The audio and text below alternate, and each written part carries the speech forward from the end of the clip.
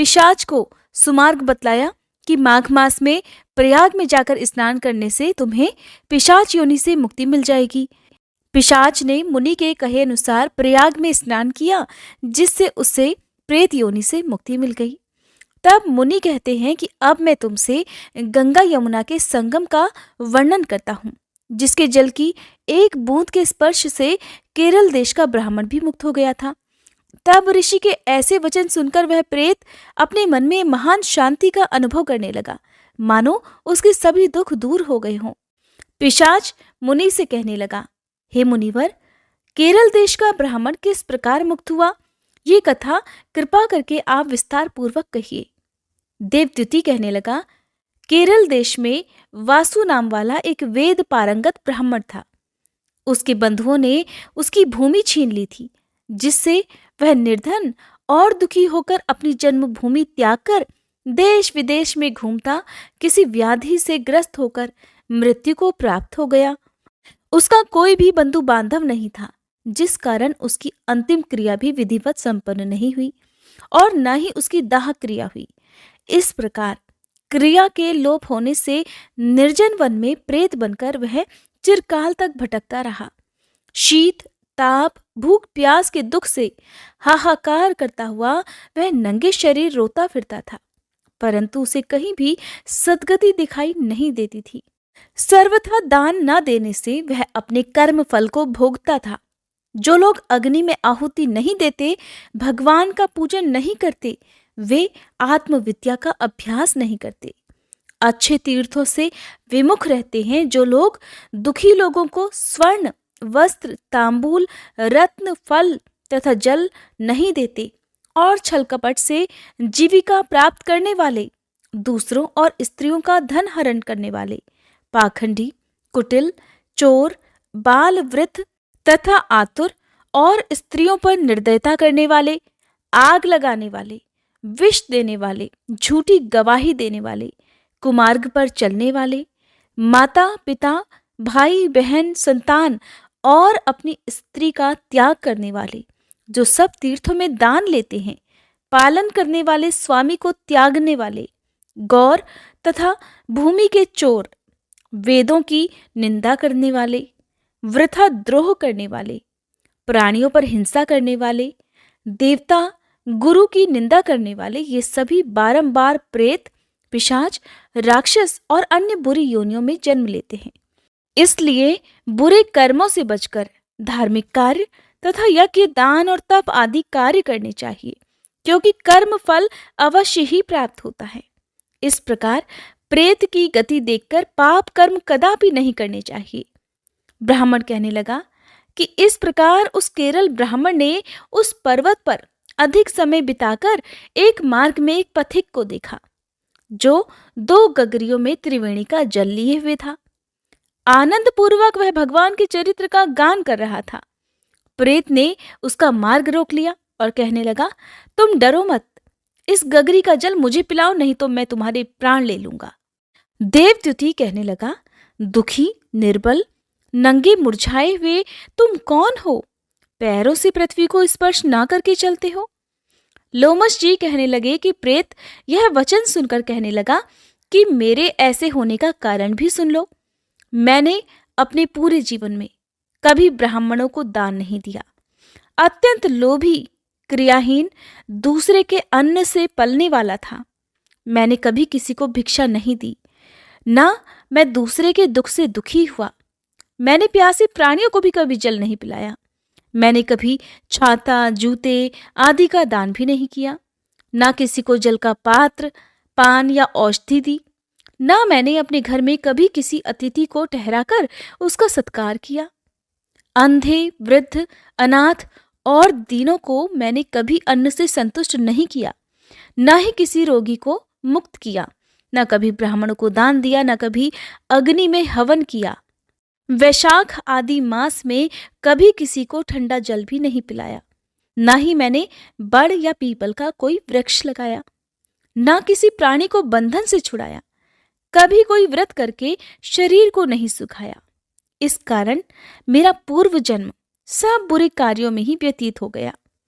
मेरे पूर्व जन्म के कर्मों से ही मेरी यह गति हुई है। इस वन में व्याघ्र, भेड़िए से बचा हुआ मांस और जंतुओं के खाने से गिरे हुए फल, वृक्षों पर लगे हुए सुंदर फल और झरने का सुंदर जल सभी मिलते हैं, परंतु देव इच्छा से मैं कुछ भी नहीं खा सकता। सर्प की तरह केवल पवन भक्षण करके अपना जीवन बिता रहा हूं।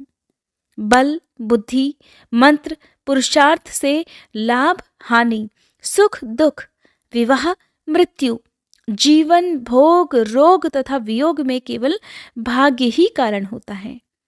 कुरूप, मूर्ख, कुकर्मी, निंदित और पराक्रम से हीन मनुष्य भी भाग्य से ही राज्य भोगते हैं। काने, लूले, लंगड़े, नीतिहीन, निर्गुण, नपुंसक भाग्य से राज्य प्राप्त करते हैं।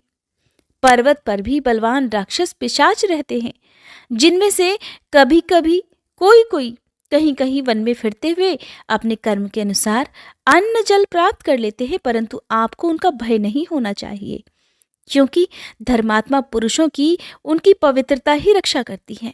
और ये पिशाच तो आप जैसे भक्त की तरफ आंख उठाकर भी नहीं देख सकते। जो नारायण भगवान की भक्ति से पवित्र रहता हो, उसको भूत, प्रेत, पिशाच, पूतना कोई बाधा ही नहीं दे सकते। भूत, बेताल, पिशाच, गंधर्व, काकिन, शाकिनी, ग्रह रेवती, यज्ञ मात्र ग्रह, भयंकर ग्रह, कृत्या, सर्प, कुष्मांड और दूसरे दुष्ट जंतु पवित्र वैष्णव की तरफ देख भी नहीं सकते। जिसकी जिह्वा पर गोविंद का नाम, हृदय में वेद तथा श्रुति विद्यमान है और जो पवित्र दानी है, उनको कभी भय हो ही नहीं सकता। हे ब्राह्मण, इस प्रकार कर्मों का फल भोगता हुआ मैं यहाँ पर रहता हूँ, ऐसा सोचकर मैं शोक नहीं करता। एक वृतांत तुमसे बताता हूँ, ध्यान से सुनिए। एक बार ज्वालिनी नदी के किनारे पर मैं गया हुआ था। वहां पर घूमते हुए मैंने एक सारस के वचनों को सुना था। वह पथिक कहने लगा कि हे प्रेत, तुमने सारस के वचन किस प्रकार और क्या सुने थे, सो कृपा करके कहिए। तब वह प्रेत कहने लगा कि इस वन में कुहरा नाम की नदी पर्वत से निकली है। मैं घूमता घूमता उस नदी के किनारे जा पहुंचा और थकावट दूर करने के लिए कुछ क्षण वहां पर ठहर गया। उसी समय लाल मुख और तीखे दांतों वाला एक बड़ा बंदर वृक्ष से उतरकर जल्दी से वहां पर आया, जहां पर उस समय एक सारस सोया हुआ था। उस चंचल बंदर ने कई पक्षियों को देखकर उस सोए हुए सारस को दृढ़ता से, बड़ी मजबूती से पैरों से पकड़ लिया। कहीं ये चंचल बंदर हमें ना पकड़ ले, ये सोचकर बाकी पक्षी तो वहां से उड़ गए, लेकिन क्योंकि बंदर ने उस सारस को पैरों से पकड़ा हुआ था, जिस कारण सारस वहां से उड़ नहीं पाया। सोए हुए सारस की जब नींद खुली, तब वह अपने सामने एक बंदर को देखकर भयभीत हो गया। कहीं ये बंदर मुझे नुकसान न पहुंचा दे, इस डर से वह सारस हाथ जोड़कर बड़े ही मधुर स्वर से उससे कहने लगा कि हे बंदर, तुम बिना अपराध मुझे क्यों दुख दे रहे हो? इस संसार में राजा भी केवल अपराधियों को ही दंड देता है, और मैंने तो कोई अपराध नहीं किया। और तुम्हारे जैसे श्रेष्ठ प्राणी तो किसी को पीड़ा भी नहीं देते। हम अहिंसक और दूसरों के कर्मों को नहीं देखते। जल की काई खाने वाले, आकाश में उड़ने वाले, वन में रहने वाले, अपनी स्त्री से प्रेम करने वाले, दूसरों की स्त्री को त्यागने वाले, दूसरों की बुराई से दूर रहने वाले, चोरी न करने वाले, बुरों की संगति से एकदम दूर, किसी को कष्ट न देने वाले हैं। सो इस प्रकार मुझे निरपराधी को हे बंदर छोड़ दो। सारस बंदर से कहने लगा कि मैं तुम्हारे पहले जन्म के वृतांत को जानता हूँ। अगर तुम जानना चाहो तो मैं इस बारे में तुम्हें बता सकता हूँ। सारस के ऐसे वचन सुनकर वह बंदर उसको छोड़कर उससे थोड़ी ही दूर पर बैठ गया और कहने लगा कि तुम मेरे पूर्व जन्म के वृतांत को कैसे जानते हो? तुम अज्ञानी पक्षी हो और मैं वन में घूमने वाला हूँ। तब सारस कहने लगा कि मैं अपनी जाति की स्मृति के बल से तुम्हारे पूर्व जन्म का सब वृतांत जानता हूँ। तुम पूर्व जन्म में विंध्य पर्वत के राजा हुआ करते थे और मैं तुम्हारे कुल का पूज्य पुरोहित था। तुम राजा होकर अपनी प्रजा को पीड़ा दिया करते थे। विवेकहीन तुमने बहुत सा धन इकट्ठा किया था। सो वानर, प्रजा की पीड़न रूपी अग्नि की ज्वाला से तुम पहले ही तप चुके हो। पहले तुम कुंभीपाक नरक में गिराए गए। तुम्हारे शरीर को नरक में 3000 वर्ष बीत गए। फिर नरक से निकलकर बचे हुए पापों के कारण इस बंदर की योनि में आए और अब मुझे मारना चाहते हो। और तो और अपने पूर्व जन्म में तुमने ब्राह्मण के बाग से लूटकर बलपूर्वक फल भी खाए थे। उसका ये भयंकर फल हुआ कि तुम वानर और वनवासी हो गए। प्राणी अवश्यमेव अपने किए हुए कर्मों को भुगतता है, इससे देवता भी नहीं हटा सकते। इस प्रकार मैं सारस का जन्म लेकर भी अज्ञान से मोहित नहीं हुआ। इतनी बातें सुनकर वह वानर कहने लगा कि यदि तुम ठीक ही जानते हो तो फिर ये भी बताओ कि तुम पक्षी कैसे हुए। वानर की बात सुनकर सारस कहने लगा, मेरी दुर्गति का कारण भी सुन लो। तुमने नर्मदा नदी के किनारे पर सूर्य ग्रहण के समय बहुत से ब्राह्मणों के निमित्त 100 ढेर अन्न के दान किए थे। मैंने पुरोहिताई की मदद से थोड़ा सा ब्राह्मणों को दिया और बाकी सब मैं आप हर ले गया। इन ब्राह्मणों के द्रव्य का अपहरण करने के पाप से मैं पहले कालसूत्र नरक में और फिर रक्त करदूम नरक में, जहां पर बड़े बड़े कीड़े थे, रक्त और पीप से भरा हुआ नाभि तक नीचे सिर और ऊपर पैर किए हुए, मैं उस दुर्गंध वाले नरक में कीड़ों आदि के द्वारा काटा गया और फिर 3000 वर्ष तक मैं उसी यातना को भुगत रहा था। मैं नरक के दुख का तो वर्णन ही नहीं कर सकता। फिर नरक की यातना से मुक्त होकर ये सारस का जन्म मैंने पाया, क्योंकि अपने पूर्व जन्म में अपनी बहन के घर से मैंने कांसे का बर्तन चुराया था। इसको मैंने एक जुआरी को दे दिया। इसी से मैं सारस योनि में आ गया। यह मेरी स्त्री पिछले जन्म में ब्राह्मणी थी, इसने भी कांसे की चोरी की थी। इसी से यह मेरी स्त्री और सारसी बन गई। क्योंकि जब वानर ने उस सोते हुए सारस को पकड़ा था तब बाकी पक्षी तो वहां से उड़ गए थे, केवल सारसी वहां पर रह गई थी, क्योंकि उसके पति को वानर ने पैरों से पकड़ लिया था। सारस उस वानर से कहने लगा कि तुमने कर्मफल की बात तो सुन ली, अब भविष्य की बातें भी सुनो कि भविष्य में क्या होगा। अब मैं, तुम और मेरी यह स्त्री भी हंस बनेंगे और कामरूप देश में सुख से निवास करेंगे। फिर इसके पश्चात गौर योनि में और फिर जाकर दुर्लभ मनुष्य योनि को प्राप्त होंगे। इसमें मनुष्य पाप और पुण्य दोनों ही कर सकता है। इस प्रकार भगवान शिव की माया से यह सारा जगत मोह को प्राप्त होता है। इस प्रकार न केवल हम बल्कि संसार के सभी जीव प्रवृत्ति मार्ग में फंसकर ही अच्छे और बुरे कर्म किया करते हैं और उन्हीं का फल भोगते हैं। इसलिए सभी प्राणियों को धर्म का सेवन करना चाहिए, धर्म का पालन करना चाहिए। देवता, असुर, मनुष्य, व्याघ्र, कीड़े मकोड़े सभी से कंटक रूपी मार्ग नहीं छूट पाता। केवल वेदांत जानने वाले योगी ही इस मार्ग से बच सकते हैं। इसी कारण बड़े बड़े महात्मा भी कर्म फल को नहीं टाल सकते। उपाय से और बुद्धि से कोई भी इसे नहीं बदल सकता। तुम पहले राजा थे, फिर नरक में गए और अब बंदर की योनि को प्राप्त कर तुम इस वन में भटक रहे हो और फिर भी ऐसा ही जन्म पाओगे। ऐसा विचार कर आनंद पूर्वक और धैर्य रखकर विचरते हुए काल की प्रतीक्षा करो। तब वानर ने कहा कि पहले जन्म में मैं तुम्हारी पूजा करता था, अब तुम मुझे प्रणाम करते हो। तुम जाति के स्मरण से मेरे पूर्व जन्म के वृत्तांत को जानते हो। आनंद पूर्वक रहो, तुम्हारा कल्याण हो। तुम्हारे वचनों को सुनकर मैं मोह रहित होकर वन में विचरूंगा। प्रेत कहने लगा कि हे पथिक, मैंने नदी के तट पर बंदर और सारस का ये संवाद सुना, तब जाकर मुझे बोध हुआ कि मोह और शोक का नाश हो गया है। तब वह प्रेत उस पथिक से गंगा जल मांगने लगा, जिसे उस पथिक ने एक मटके में रखकर अपने सिर पर धारण किया हुआ था। प्रेत कहने लगा कि हे पथिक, मैं इस समय तुम्हारे पास जो यह गंगा जल है उसे मांगता हूँ, क्योंकि मैंने इसका बहुत कुछ महात्म्य सुना है। मैंने इस पर्वत पर गंगा जल का बड़ा अद्भुत आश्चर्य देखा था, इसीलिए ये जल मैं तुमसे मांगता हूँ। इस समय मैं प्रेत योनि में पड़ा हुआ महान दुख भुगत रहा हूँ। एक ब्राह्मण अनाधिकारी को यज्ञ कराकर ब्रह्म राक्षस हो गया। वह हमारे साथ 8 वर्षों तक रहा। उसके पुत्र ने उसकी अस्थियों को इकट्ठा करके गंगा जी में कनखल स्थान में गिरवा दिया, जिसके फलस्वरूप वह राक्षस तत्व को त्याग कर सद्गति को उसी क्षण प्राप्त हो गया। मैंने प्रत्यक्ष देखा है, इसीलिए मैंने तुमसे इस गंगा जल को मांगने की प्रार्थना की है। मैंने अपने पहले जन्म में तीर्थ स्थानों में बड़े बड़े दान लिए थे और उनका प्रायश्चित नहीं किया था। इसी से मैं हजारों वर्षों तक इस प्रेत योनि, जिसमें अन्न और जल मिलना अति दुर्लभ है, दुख पा रहा हूँ। इस योनि में मुझे हे पथिक हजारों वर्ष बीत गए। इस समय यदि आप जल देकर मेरे प्राणों को जो कंठ तक आ गए हैं बचा सकते हैं तो बचाओ। कुष्ठ आदि रोग से भी मनुष्य प्राणों को त्याग करने की इच्छा नहीं रखता। देवद्योति कहने लगे कि ऐसे उस प्रेत के वचन सुनकर वह ब्राह्मण बड़ा विस्मित हुआ और वह अपने मन में विचारने लगा कि संसार में पाप और पुण्य के फल अवश्य आ पड़ते हैं। देव, दानव, मनुष्य, कीड़े मकोड़े भी रोगों से पीड़ित होते हैं। बालक और वृद्धों को मरण, अंधा तथा कुबड़ापन, ऐश्वर्य, दरिद्रता, पांडित्य और मूर्खता सब कर्मों से ही प्राप्त होता है।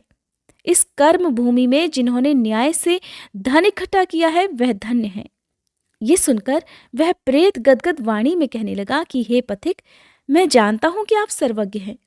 आप कृपा कर मुझे जीवन का आधार ये जल इस प्रकार दो जैसे मेघ चातक को देता है। तब पथिक कहने लगा कि हे प्रेत, मेरे माता पिता भृगु क्षेत्र में बैठे हुए हैं। मैं ये जल उन्हीं के लिए लेकर आया हूँ। अब बीच में तुमने गंगा जी के संगम का जल मांग लिया, इसलिए मैं इसी धर्म संदेह में पड़ गया हूँ। क्या कांड वस्तु में यज्ञों को इतना नहीं मानता जितना प्राण रक्षा को मानता हूँ। इसलिए प्रेत को जल देकर तृप्त करके ही अपने माता पिता के लिए मैं फिर से जल लेकर आऊंगा। लोमश ऋषि कहने लगे कि इस प्रकार उस पथिक ने गंगा यमुना के संगम का पवित्र जल उस प्रेत को दे दिया। उस प्रेत ने प्रीतिपूर्वक उस जल को पिया, जिसके पीने से उसी समय वह अपने प्रेत शरीर को छोड़कर दिव्य देहधारी हो गया। केरल कहने लगा कि बिंदु मात्र गंगा जल से ही वह प्रेत मुक्त हो गया। हम समझते हैं कि ब्रह्मा जी भी इस जल के गुण का वर्णन नहीं कर सकते, नहीं तो भला महादेव जी इस जल को मस्तक पर ही क्यों धारण करते। इस संसार में जो मनुष्य कर्म, वचन और मन के पापों से रंग गए हैं वह गंगा जल के बिना धुल ही नहीं सकते। गंगा जल के सेवन से मुक्ति सदा सन्मुख खड़ी रहती है। जिस पवित्र जल को स्पर्श करने मात्र ही वह प्रेतत्व को छोड़कर मुक्ति को प्राप्त हो जाते हैं। जो गंगा जी में स्नान करते हैं वह वैष्णव पद को प्राप्त होते हैं। यदि संबंधी लोग गंगा जल से तर्पण करें तो नरक में रहने वाले पितर भी स्वर्गलोक को चले जाते हैं और स्वर्गलोक में रहते हुए ही ब्रह्मत्व को प्राप्त होते हैं। गंगा जल के समान और कोई मुक्ति का साधन नहीं। इस प्रकार वह प्रेत वहां से चला गया और 1 मास में जब माघ मास आया तब उसने सुने हुए प्रयाग महात्म्य के अनुसार गंगा यमुना के संगम पर स्नान करके पिशाच शरीर को धारण कर भक्तिपूर्वक नारायण की स्तुति करता हुआ वह द्रविड़ देश का राजा गंधर्वों से सेवित उत्तम विमान पर बैठकर इंद्रपुरी को गया। सो हे द्विज, यह इतिहास पापों का जल्दी ही नाश करता है। इसमें धर्म का ज्ञान होता है। यह पुण्य, यश तथा कीर्ति को बढ़ाने वाला है, ज्ञान तथा मोक्ष को देने वाला है। तुम भी सद्गति पाने के लिए प्रयाग चलो। वहां पर हम ऐसा स्नान करें जो देवताओं को भी दुर्लभ होता है। वहां पर श्राप से पैदा हुआ पिशाचपन सब कुछ नाश को प्राप्त हो जाएगा। इस प्रकार लोमश ऋषि के मुख से अमृतमय मधुर कथा को सुनकर मानो अमृत पीकर सभी प्रसन्न हुए और पाप रूपी समुद्र से पार हो गए। उन्हीं के साथ सभी लोगों ने फिर दक्षिण दिशा की ओर प्रस्थान किया। वशिष्ठ जी कहने लगे कि हे राजा दिलीप, बहुत से जन समूह सहित अच्छोत सरोवर में स्नान करके सुखपूर्वक मोक्ष को प्राप्त हो गए। तब लोमश जी कहने लगे, संसार रूपी इस तीर्थ राजा को सभी श्रद्धा पूर्वक देखिए। यहाँ पर 33 करोड़ देवी देवता आकर आनंद पूर्वक रहते हैं। ये अक्षय वट है जिनकी जड़ें पाताल तक गई हैं और मार्कंडेय ऋषि प्रलय के समय भगवान इसी अक्षय वट का आश्रय लेते हैं। यही भोलेनाथ की प्रिय भगवती भागीरथी है जिसकी सिद्धलोक सेवा करते हैं। ये गंगा स्वर्ग के हेतु एक पताका के समान है। इसका जल पीकर मनुष्य मुक्त हो जाता है। हे मुनिवर, सभी प्राणी इस नदी को यमुना से मिली हुई पाते हैं और इसका संगम बड़े पुण्य से प्राप्त होता है। इस पवित्र संगम में स्नान करने से जन्म मृत्यु रूपी दावानल से कोई तपता नहीं, परंतु ज्ञान प्राप्त करके मुक्त हो जाता है। यहाँ पर स्नान करने मात्र से सभी प्राणी बिना ज्ञान के भी मुक्त हो जाते हैं। इसीलिए श्री ब्रह्मा जी ने यहाँ यज्ञ करने की इच्छा की थी। इसी संगम में भगवान श्री हरि ने स्त्री प्राप्ति की इच्छा से स्नान करके लक्ष्मी जी को प्राप्त किया था। यहाँ पर त्रिशूलधारी भोलेनाथ ने त्रिपुर दैत्य को मारा था और प्राचीन काल में उर्वशी स्वर्ग से गिरी थी तथा स्वर्ग पाने की इच्छा से यहाँ पर ही उसके स्नान करने से नहुष कुल के राजा ययाति ने वंशधर पुत्र प्राप्त किया था। यहीं पर देवराज इंद्र ने प्राचीन काल में धन की इच्छा से स्नान किया था और माया से कुबेर के सब धन को प्राप्त कर लिया था। प्राचीन काल में नारायण तथा नर ने हजारों वर्ष तक प्रयाग में निराहार रहकर उत्तम धर्म किया। यहाँ से जैगाशव्य सन्यासी ने महादेव जी जैसी शक्ति वाले से विजय प्राप्त की थी और अणिमा आदि योग के अति दुर्लभ ऐश्वर्य प्राप्त किए थे। इसी क्षेत्र में तपस्या करके श्री भारद्वाज सप्त ऋषियों में सम्मिलित हुए। इस प्रकार जिन्होंने भी इस संगम में स्नान किया उन सभी को स्वर्ग की प्राप्ति हुई। इसलिए हमारे विचार से तुम त्रिवेणी में स्नान करो। इस स्नान से पहले किए हुए तुम्हारे सब पाप नष्ट हो जाएंगे और संपूर्ण वैभवों को तुम प्राप्त हो जाओगे। ऋषि के इस प्रकार के सत्य वचन सुनकर सभी त्रिवेणी में स्नान करने लग गए और उसी स्नान करने से सबकी पिशाचता भी नष्ट हो गई। श्राप से मुक्त होकर उन्होंने अपना शरीर धारण कर लिया। वेद निधि ने अपनी संतान को देखकर प्रसन्न होकर लोमश ऋषि को संतुष्ट किया और कहा, आपके अनुग्रह से ही श्राप से मेरे पुत्र विमुख हो गए हैं। अब हे ऋषिवर, आप इन बालकों के योग्य धर्म को कहिए। तब लोमश ऋषि कहने लगे कि इस युवा कुमार ने वेदों का अध्ययन समाप्त कर लिया है, इसलिए इन कन्याओं के प्रीतिपूर्वक कर कमलों को ग्रहण करें। तब लोमश ऋषि तथा अपने पिताजी की आज्ञा से इस ब्रह्मचारी ने 5 कन्याओं से विवाह कर लिया और इस प्रकार इन कन्याओं के सभी मनोरथ पूर्ण हो गए। जिसके घर में लिखा हुआ यह माहात्म्य पूजा जाता है, वहां नारायण भगवान ही पूजे जाते हैं। पुष्कर तीर्थ में, प्रयाग में, गंगा सागर में, देवालय में, कुरुक्षेत्र में और विशेष रूप से काशी में जाकर इसका पाठ अवश्य करना चाहिए। यदि आप पाठ